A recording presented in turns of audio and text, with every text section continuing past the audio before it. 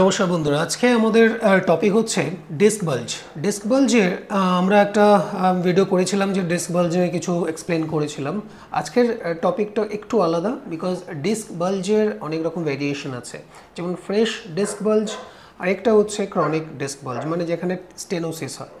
তো আমরা কি করে সেটা ডিফারেন্সিয়েট করব, কি করে আলাদা করব যে ডিস্ক বাল্জ ফ্রেশ হয়েছে নাকি সেটা অনেক পুরনো।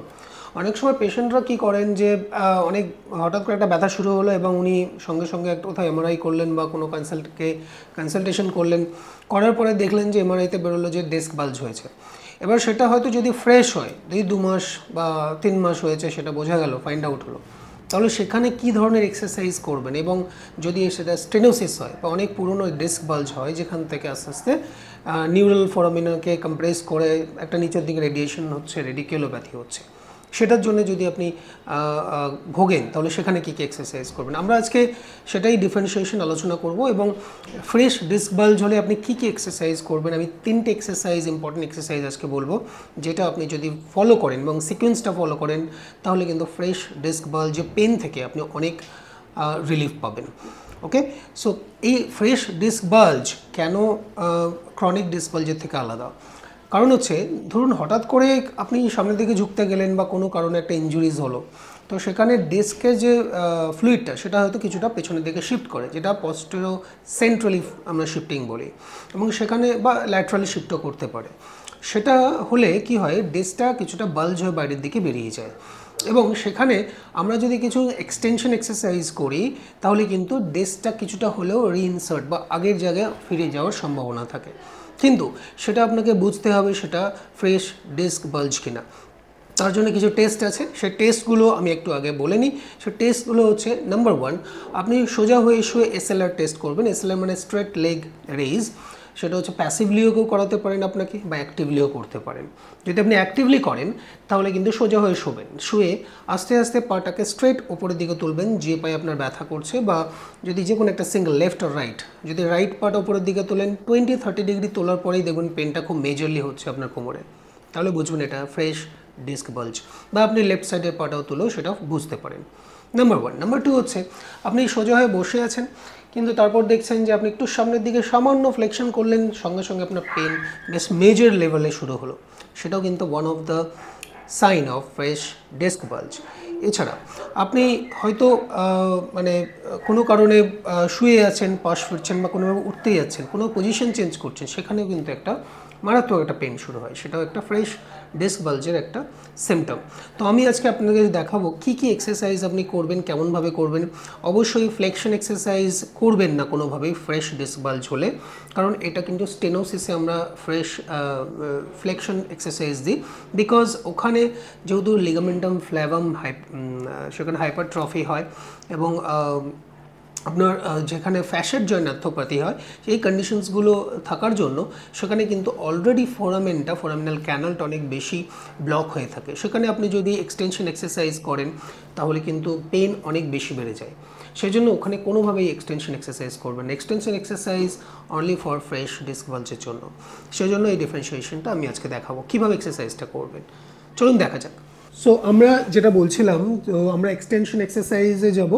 সো দেখুন, এই পজিশনে প্রথমে আপনাকে শুতে হবে। ফার্স্ট অফ অল, এই পজিশনে শুয়ে আপনাকে প্রথমে দেখতে হবে যে আপনার কোনো পেন হচ্ছে কি না। যদি আপনার এই পজিশনে শোয়ার পরে যদি কোনো পেন হয়, বা কোনো শুটিং পেন হচ্ছে, বা কোনো খুব বেশি পরিমাণে কোনো ব্যথা হচ্ছে, তাহলে কিন্তু আপনি এই এক্সারসাইজটা করবেন না।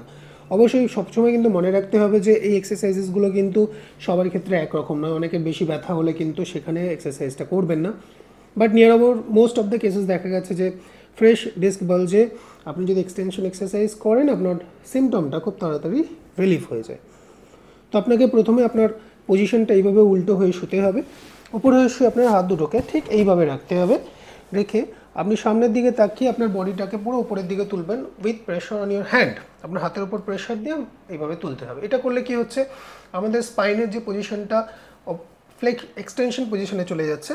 এক্সটেনশন পজিশনে যাওয়ার জন্য আমাদের যে ডিস্কটা, যেটা ফ্রেশ ডিস্ক, যেটা বাইরের দিকে বেরিয়ে যাচ্ছে, যে L5-S1 বা L4-L5 লেভেলে যেটা বাইরের দিকে শিফট করে, সেটা কোনোভাবে অ্যাঙ্গেলটা এইভাবে হওয়ার জন্য সেটা কিন্তু ভেতরের দিকে ইনসার্ট করছে কিছুটা হলেও, এবং সেখানে কি হচ্ছে আপনার সিমটমটা খুব তাড়াতাড়ি রিলিফ হয়ে যাবে। এটা নাম্বার 1 আপনার একটা এক্সারসাইজ, যেটা কিন্তু আপনি ফার্স্ট করবেন এই আপার ব্যাক এক্সটেনশন। এবং নেক্সট 2 নম্বর এক্সারসাইজ আপনি যেটা করবেন, সেটার জন্য আপনাকে সোজা হয়ে শুতে হবে। এইভাবে আপনি সোজা হয়ে যাবেন। ফার্স্ট অফ অল সোজা হয়ে যাওয়ার পরে আপনাকে যেটা করতে হবে সেটা হচ্ছে আপনি প্রথমে সিঙ্গেল লেগ ফ্লেকশনে যাবেন। আস্তে আস্তে এইভাবে আপনার পাটাকে হাঁটু থেকে বেন্ড করে যতটা নিয়ে আসতে পারবেন ততটা নিয়ে আসবেন। একটা কথা মনে রাখতে হবে, এই পজিশনে সবাই ভুল করে কি এটা হচ্ছে হ্যান্ড টু নি টু চেস্ট এক্সারসাইজ, বাট এখানে সবাই চেষ্টা করে পুরোপুরি নিটাকে একেবারে ভেতরের দিকে নিয়ে আসা। এটা কিন্তু করবেন না, বিকজ এটা করলে কি হবে, পেন অনেক সময় খুব বেশি বেড়ে যেতে পারে।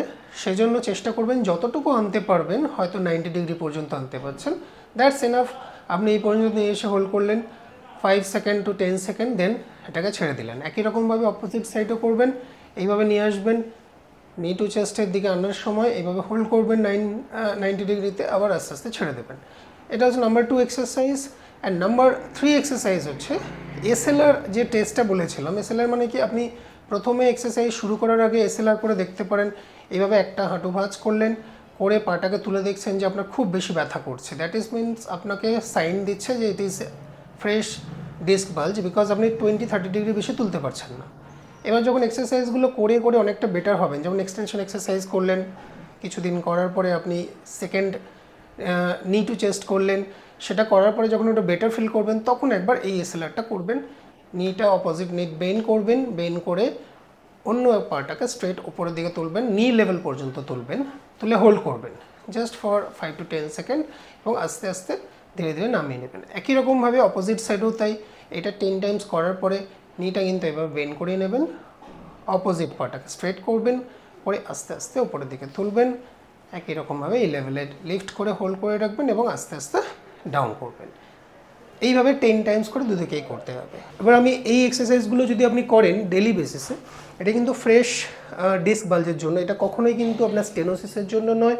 এবং স্টেনোসিসের জন্য করলে আপনার কিন্তু এই ব্যথা বেড়ে যেতে পারে, বিকজ স্টেনোসিসে কিন্তু আপনাকে এক্সটেনশন এক্সারসাইজ করা যাবে না। ঠিক আছে, তো সেটার জন্য আপনি ডিফারেন্ট ভিডিও আমি করব, সেখানে আপনারা অবশ্যই দেখতে পাবেন। আমাকে কনসাল্ট করার জন্য আপনি নিচের নাম্বারে যোগাযোগ করতে পারেন ডিরেক্টলি আমাকে কনসাল্ট করার জন্য। আশা করি এই ভিডিওটা আপনাদের অনেক উপকারে লাগবে। ধন্যবাদ, নমস্কার।